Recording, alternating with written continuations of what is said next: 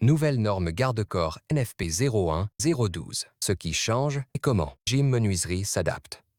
Un garde-corps protège des chutes, en particulier les enfants, et doit respecter des règles strictes. On distingue la balustrade sur zone de stationnement et la rampe sur zone de circulation. Dès que la hauteur de chute dépasse 1 mètre, le garde-corps doit mesurer au minimum 1 mètre. Pour une rampe d'escalier, la hauteur minimale réglementaire est de 90 cm mesurée à l'aplomb du nez de marche. Sur les parties horizontales, l'espace entre le sol fini et le premier remplissage doit rester inférieur à 11 cm.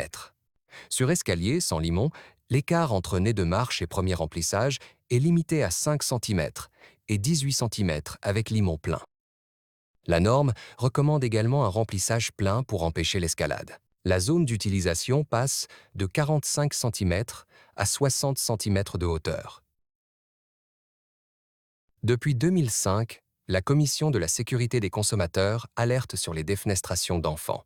La DHUP a demandé une mise à jour d'une norme jugée trop ancienne et complexe. D'où l'article L. 134-12 du Code de la construction. Les bâtiments doivent éviter les chutes accidentelles.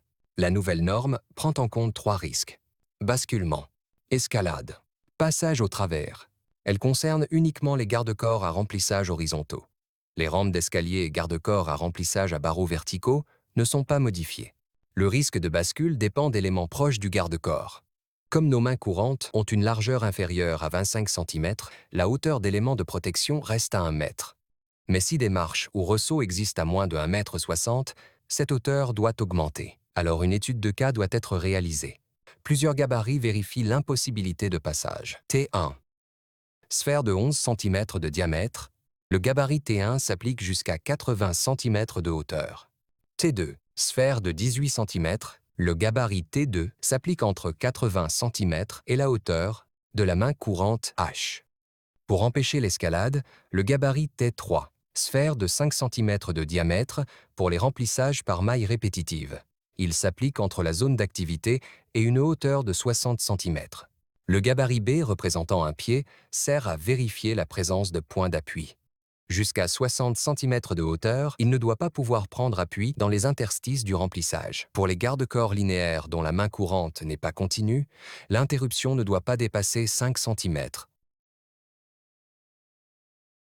Les adaptations sur notre balustrade à remplissage horizontal concernent donc la hauteur du soubassement, l'écartement des tubes et la longueur maximale.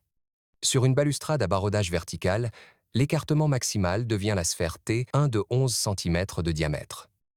Tous nos garde-corps sont testés en laboratoire selon la norme NFP 01-013, garantissant leur résistance aux charges statiques et dynamiques. Ils sont garantis 10 ans.